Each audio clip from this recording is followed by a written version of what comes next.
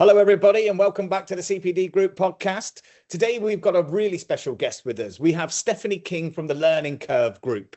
Okay, so Stephanie, how are you? Thank you very much for joining us. It's great for you to come on the podcast with us. No, it's an absolute pleasure to be with you all today and to share a bit more about Learning Curve Group and how we can support with CPD accreditation. Perfect. So tell us then a little bit about yourself, your role within the Learning Curve Group, and ultimately what the Learning Curve Group do. Absolutely. So I work within the curriculum development team here at Learning Curve Group. We're passionate about creating learning that's going to truly change lives for learners. I have a background in teaching and business development, which means that over my career, I've focused on solutions that put learners first and help teams improve their outcomes and build approaches that last for teams. And that's exactly what we do here at Learning Curve Group. We exist to transform lives through learning. Everything we do is about making a real difference to learners and the teams who are currently supporting them. Fantastic. It sounds like you've got a busy job on your hands there, to be honest. Absolutely. As I outlined earlier, non-stop. Yeah, fantastic. So in terms of the curriculum design work that you do with training providers all around the country, so what do you generally find that they're struggling with when they come to you for support? So training providers tend to come to us when they want their learning to really make a difference. So many can struggle with creating programs that are practical, engaging, aligned with real world outcomes, what the learner needs to do in real world situations, and struggling to keep up with changing standards as well. We can help by shaping solutions that are going to work in practice and sustainable approaches with turning their good intentions into learning that's genuinely going to change the way the learner works and delivers what they need to do. Absolutely. So, when a training provider comes to you to access your curriculum support, the design that you do for them, what are the most common gaps that you see in that training provision that they've already got when they first approach you? I would say the most common gaps that we see are around structure of the programme, engagement from the learners, and being able to put what they've learned into practice, like applying it to real world situations. The content of the programmes tend to be accurate, but it hasn't been designed as kind of a clear learning journey, which is where we can step in to support. So sometimes the programs can have too much information or not enough interaction from the learner, or assessments that are in there but don't fully test the competence of the learner. So we can help by bringing a clear structure to the program, providing clarity and purpose so that the learning isn't just delivered, but it actually works. Yeah, I mean, we find a lot of that ourselves, to be honest. A lot of the advice and guidance that our assessors feed back to training providers is very much based around that learning journey. Yeah. We find that a lot of training providers have the correct information, as you say, but it's jumping around from subject to subject or topic to topic. And it's trying to bring all of that together in one kind of cohesive learning pathway that is easier for the learner to follow. So we're very much aligned with that. We're very much aligned on that, definitely. So, a training provider, when should they start to consider the outsourcing of the course design, versus doing it themselves? I think training providers tend to or should think about outsourcing when they want to save time or they want to bring in that specialist expertise to support with the development of the courses, or if they're struggling to make sure that the course is going to work for the learner. Doing it in-house is great if you've got the capacity or if you've got the expertise, but outsourcing can give that fresh perspective. It can provide proven methods and confidence that the learning will be effective and it will be sustainable for the learner. Fantastic. So can you take us through that journey? Let's say, for example, a training provider comes to you guys at Learning Curve. How do you assess the current content that they have, and then, what do you do with them essentially to help design that curriculum and make it practical, like you say? So we start by understanding what they're currently doing now, and then what's the intended impact they're wanting to achieve from the project. So we'll review the content, we'll talk to their team, we'll see how the learners are currently experiencing the course, and then we'll look at what's working, where there are gaps, and then see how the outcomes at the end of the course can be improved. Good curriculum design, we'd say, is more than just content. It's down to creating a clear, engaging learning journey, which we've just discussed earlier, and making sure that it's going to meet the real world needs, what the learner needs to do once they've completed that piece of learning. So from there, we can co-create solutions, whether that means restructuring the programme, developing resources to go alongside the programme, adding more practical elements to the programme, so that the learning's meaningful, sustainable, and truly impactful on the learner. Fab. Yeah, good stuff. So in terms of those, the training provider, for example, that is currently in the process of building a course now, just to put you on the spot a little bit here, Stephanie, what would be the top 3 tips that you would give them to, make that course the best it can be? Well, always start with the learner in mind, number 1, because obviously that's the most important person on the course. Make it practical. So link it to what they're going to have to do in the real world, and keep it clear and structured, I would say. Yeah, very clear tips. Yeah, absolutely. So in terms of, let's flip that on its head then. So what do you find are the biggest mistakes or the most common mistakes that people make when designing courses? So obviously not putting the learner first, which is what I stated previously. Absolutely. And sometimes I think providers can create courses and be focusing more on ticking boxes rather than helping learners actually understand what they need to learn. So learning providers should focus on clear outcomes, the logical learning journey, and practical relevant content. And that's what will turn a good course into a fantastic one. Yeah, I mean, I've been on many courses myself where, I've left there thinking that's just information they've told me. It didn't feel like I'd been engaged in the course, or it didn't really feel like a course, to be quite honest with you. It was just somebody sharing information. So how do you guys at Learning Curve Group help people to really make their courses change people's behaviors and actually have that real impact rather than just sharing information? Yeah, so obviously we focus on what the learning needs to do in the real world. So we start understanding the challenges that the learners are facing, and the outcomes that the organisation wants to achieve. And then we'll blend theory with practical tasks, and reflection, so learners can apply what they're learning straight away and see how the difference that's going to make. On our courses, we tend to build in regular check-ins like short quizzes, activities and assessments, and we end each session with a clear summary and assessment so that the learners can see their progress as they're going, and get feedback as they're growing, so that the learning really does stick and their performance genuinely does improve. Yeah, I mean, I find that really important, that especially from a tutor's perspective, being able to understand that the people in the room are actually keeping up with what you're offering them, the information you're sharing with them, the training you're providing by doing those kind of, intermittent quizzes and things like that, because it helps the tutor identify those learners that might need a little bit of extra support in particular areas as well, so it's important all round for the actual ultimate goal to be achieved. So I totally agree with that. So so looking after the course then, once the course has been completed, beyond, simple kind of completion rates, what metrics do you think training providers should be introducing to, track to make sure that the courses are actually working?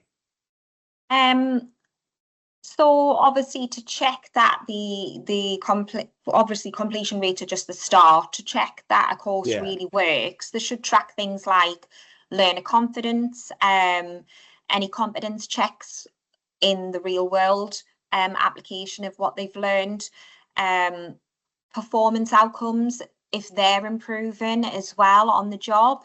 And these those metrics will show whether the training is actually making a difference to the learner, and not that they're just completing a course. Yeah, completely. So bringing this round, pretty much on a selfish level, to CPD accreditation. Okay, so what does CPD accreditation actually do for training providers, in your opinion? And, what difference can it make to their business? So CPD accreditation matters because it demonstrates quality and credibility of a course. It means that a neutral, independent body has reviewed the course and ensured that it's quality and it hits those recognised standards that it needs to. And for providers, that can build trust with learners and employers, and it'll also, if your courses are accredited, it'll help you stand out on the market and attract more learners to your courses. So it's not just a badge, it's evidence that the learning is effective, reliable, and professionally valued. So I think that's why it's really important. Yeah, definitely. I agree with every point you've made there. It is really important. It does help people stand out from the crowd, because, unless you've got quite a niche training course, it could be quite a busy marketplace that you're operating in. So it's, how do you differentiate yourself from your competitors, that kind of thing. So in terms of the way that we assess here, we've discussed this before, Stephanie, but we use our accredited framework, which is kind of a universal set of standards that we measure all training courses against, and it looks at everything all the way through from kind of enrollment essentially to certification. So, when you're doing your kind of curriculum design with training companies, do you find that standardized sort of approach helps what you're doing, and to ultimately help the training provider gain CPD accreditation for their courses? Absolutely. So using a framework like that can help make sure courses aren't just accurate, but they're relevant, they're engaging, they're effective, and it gives a clear benchmark that complements our approach. So learning is practical, well structured, and genuinely impactful for the learners. But it'll also meet those recognised standards, which is really important with a course. Yeah, you mentioned relevance there, and topics and content being relevant. I mean, that's a big part of the accredited framework. That's where one of the elements within it, the R. Okay, so we're looking to constantly make sure that the content that we're reviewing for accreditation is relevant to the learners, and it stays up to date. So how do you guys, at Learning Curve, make sure that the work that you're doing with training providers keeps their courses up to date in that way? Yeah, so keeping training content relevant is really, really important to us here. It's not just about proofreading. We have a structured version control process in place. So every piece of content gets formally reviewed regularly. And that means checking for changes in legislation, industry standards, and what's happening in the workplace, so that we can make sure learners are always getting something current and something that's practical. So what we do here in the curriculum team is we fact check everything. We sense check it for real world relevance, and copy edit, so it's clear, it's consistent. We also listen to feedback from learners and providers, which helps us spot what's working and whether anything needs updating as well. So it's really important for us. And I think that's why partners tend to trust us to get it right, because we follow that strict process to make sure everything is current and up to date.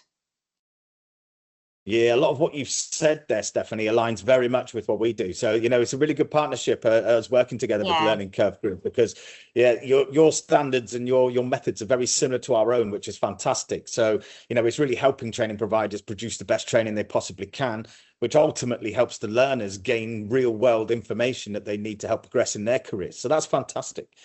Okay, so looking at another point of the accredited framework, it's the creativity element. I mean, you've talked about, kind of intermittent quizzes and doing things, to make sure that the learning is being absorbed. But how do you help training companies with the creativity side of it to really boost that engagement with learners? Yeah, so with our content, we use a lot of e-learning, and we use interactive activities. We have videos on there. You've got audio clips, you've got scenarios so learners can see how their learning would be applied in real situations. And I think by making the courses creative, it helps the learners stay motivated, retain more information, so that the training will have that greater impact on the learner. But what I think it's also important not to overcomplicate the learning as well. So we design with cognitive load theory in mind. So what we do is we make sure that the content is clear. We break it into complex information into smaller chunks, so it's easier to digest. And then use examples as well for everything, so that you can see how to apply the knowledge that you are gaining on the course. So yeah, I think that's really important. Yeah, I agree. Contextualizing the information really does help people put it into real world situations, doesn't it? So yeah, no, excellent stuff you're doing there. Excellent. So looking at the other end of it, you've brought this up previously, actually, in terms of assessment. So, when you're trying to understand, whether a learner has absorbed the information that you're sharing with them through the course and they've learned what, ultimately the learning outcomes of that particular piece of learning, what do you think makes an assessment useful in that way and really demonstrates that the person has learned the knowledge or the competencies being shared in the course? So within our courses, we tend to apply both formative and summative assessments throughout. So rather than just getting the learner to recall information, we measure whether they truly understand and can apply what they've learned through those regular checks. So good assessments often include scenarios, problem-solving tasks, activities that mirror what learners would have to do in practice. So we also make sure that the learner has clear, relevant feedback, so they can see whether the learning has actually stuck when they're doing the course. Fantastic. I mean, ultimately, that's a training provider's goal, isn't it? So assessment is really, really important. So, with the work that you've been doing and the kind of standardized approach that we kind of offer, and the fantastic work that you're doing in terms of that curriculum design, have you found that training providers have found the accreditation process a bit more simple due to, the work that you've been doing with them? Well, we're actually working with a client at the moment who's about to submit their project for CPD accreditation, and we met with them last week, and they said they're feeling really, really confident about it, and they think they're going to have no problems with the accreditation process due to the work that we've done with them. So we're really pleased about that process. That's why we do what we do, because to give those providers the confidence that they're going to have no issues with their courses. Yeah, fantastic. I mean, that kind of level of confidence must really boost a company when they're, looking to take their courses out into the marketplace, so well done, you guys. Well done. So just looking at about, quality course design then, before we wrap this kind of interview up, okay, what is it that most providers miss when they're actually looking to design courses, and what would really help them to, boost their business? So one thing providers miss, which I've touched on a lot today during our process, is designing the whole learner journey, and not just individual sessions. So when the learning's connected and it builds towards real outcomes, it truly transforms the learner's skills and their confidence, which not only benefits them, but also the company that the learner or the business that the learner has come from as well. And that's the kind of impact here at Learning Curve Group that we want to achieve. We want learning that's going to make that real long-lasting change for each individual. Excellent. For those kind of training providers that might be listening to the podcast or watching us today, okay, if they want to explore working with the Learning Curve Group, how should they prepare, or can they come to you with just a concept, or do you prefer it if they have, bits of their materials ready already, or, how can they get started with you? So for providers who are interested in working with us, it's really good to have a clear understanding of your current programs. and what your learning goals are, and the challenges or aspirations that you currently have for the learning and for your training. And then from there, getting started is straightforward. So basically, once you've got an understanding of what it is you're hoping to achieve, just reach out to ourselves. You can visit our website, our curriculum design services team website, or just contact us directly at Learning Curve Group, and we'll book you in with our team. We'll help review your existing programs that you've got in place. We'll look at the intent behind them. We'll look at the best ways to achieve the learning goals that you're hoping to achieve. And then we work with you to design what's practical, engaging, and what's really going to make a difference for the learners. So yeah, it's really simple. Just get in touch. Visit our webpage. Yeah, brilliant. Well, thank you very much for joining us today, Stephanie. It has been quite enlightening.